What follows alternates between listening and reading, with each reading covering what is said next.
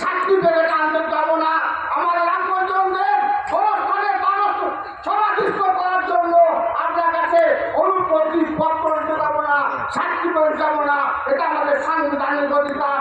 আমাদের নেত্রী মমতা বন্দ্যোপাধ্যায়, আমাদের সেনাপতি অভিষেক বন্দ্যোপাধ্যায় আমাদের শিখিয়েছেন অধিকার কিভাবে ছিনিয়ে নিতে হয়।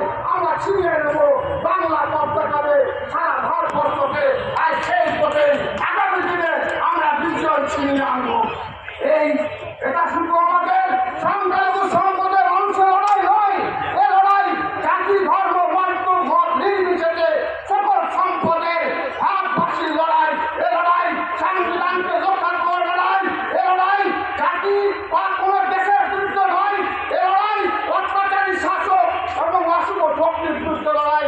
দেহের শেষ রক্তবিন্দু অবশিষ্ট থাকা পর্যন্ত পশ্চিমবাংলার জনপ্রিয়